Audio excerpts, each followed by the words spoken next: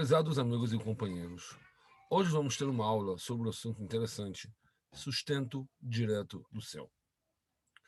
No 15º dia do mês de Iar, um mês depois da saída do Egito, as fontes de comida trazidas do Egito estavam escassas.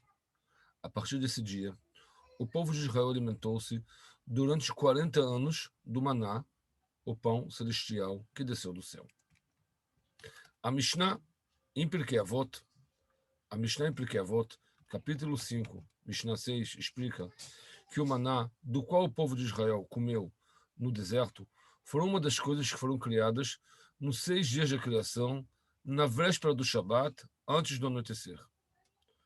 Antes do anoitecer da véspera do Shabat é o período do tempo que separa os 6 dias da semana do Shabat Kodesh, em que não havia criação física. Esse crepúsculo é o tempo médio entre a criação do material e o Shabat, que é o dia da alma. O trabalho criado nesse período é inerente à essência média entre espiritualidade e materialismo. Era a comida celestial que esperava Israel desde sua descida no deserto do Monte Sinai. Desde sua criação até a descida no deserto do Monte Sinai. O maná era um alimento maravilhoso. Era uma espécie de comida que, além de sua aparência única durante esses 40 anos, mesmo na época que era impossível determinar sua natureza interna. A Torá explica, em Devarim, capítulo 8, Passuco 3, que era um alimento que você não conhecia e nem seus pais conheciam. Na Haggadah de Pessah, dizemos, mais ainda, devemos agradecer uma bondade dupla e quadruplicada que foi otorgada por Deus a nós, que nos retirou do Egito e abriu o mar para nós e nos concedeu todas as necessidades no deserto durante os 40 anos, e nos alimentou o maná e nos deu a Torá. Junto aos milagres da saída do Egito, a divisão do Mar Vermelho e a outorga da Torá, colocamos a descida do maná. Essa maravilhosa comida é digna de ser posta alinhadamente com as maravilhas que Deus fez com nossos antepassados. Sobre o maná, consta no Talmud, Masechet Yomá, 57b, que lhe se chama o pão dos anjos, como consta no Teilim 85:20, pão consumido pelos anjos serventes a Deus. Os anjos serventes não têm corpo e tampouco precisam de algum alimento material.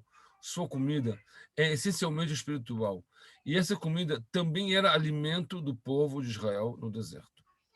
Como os seres humanos podem se manter consumindo alimentos espirituais? Esse fenômeno é realmente maravilhoso e nunca foi antes conhecido. Também uma incógnita ao povo de Israel, porque eles não sabiam o que era. Eles não compreenderam como a comida espiritual alimentaria o corpo, mas a coisa incompreensível realmente surgiu e persistiu em sua realidade por cerca de 40 anos. Na maioria das pessoas, a alma é secundária ao corpo. Portanto, a comida destinada ao corpo indiretamente alimenta a alma, mas na geração do deserto, a situação é diferente. Os corpos secundários à alma e, portanto, o alimento espiritual da alma sustentava e alimentava o corpo também. Além disso, através do maná, vários níveis foram revelados entre as pessoas do povo e as pessoas do povo.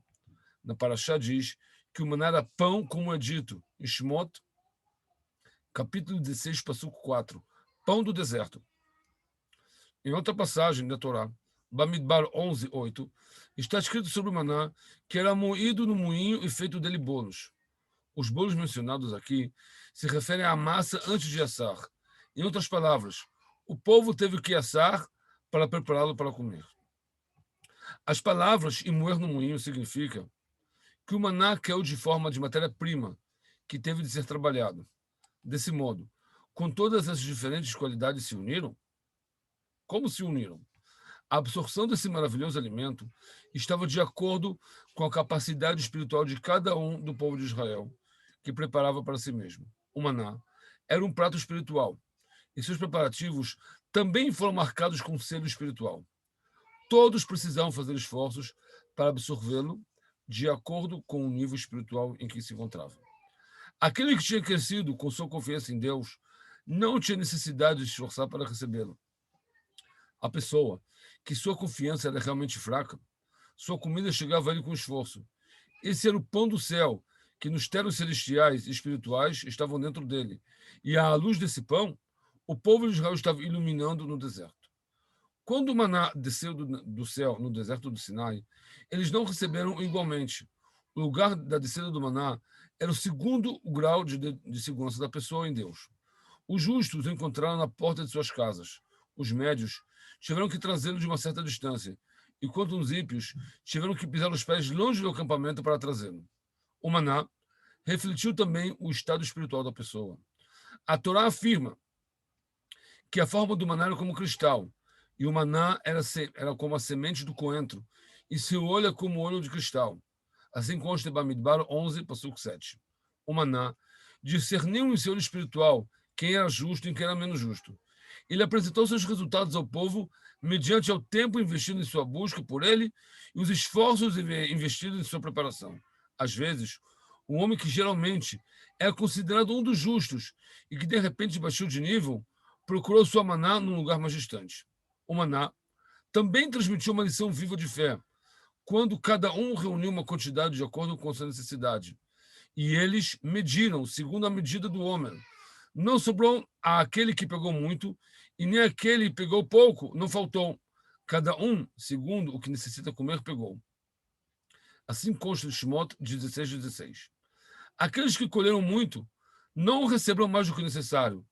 Todos os esforços e meios que investiram na colheita do maná não alteraram o que foi decretado acima. Essa disposição, não sobrou aquele que pegou muito e não faltou aquele que pegou pouco, cada um segundo o que necessita comer, é um ensinamento por gerações. O homem nunca receberá mais do que lhe foi atribuído por cima. Os 40 anos de descida do maná no deserto ensinaram ao povo uma lição viva de fé e confiança em Deus, como apoiar os membros da família de acordo com a vontade de Deus, dependendo inteiramente dele. Como será possível registrar as lições do deserto nas seguintes gerações, quando o ônus do sustento é demasiadamente difícil e a distância dos 40 anos do deserto está crescendo? A Torá instrui que uma jarra acesa colocada como um testemunho para as próximas gerações, de que modo? De que as gerações futuras vejam o pão milagroso comido no deserto por 40 anos.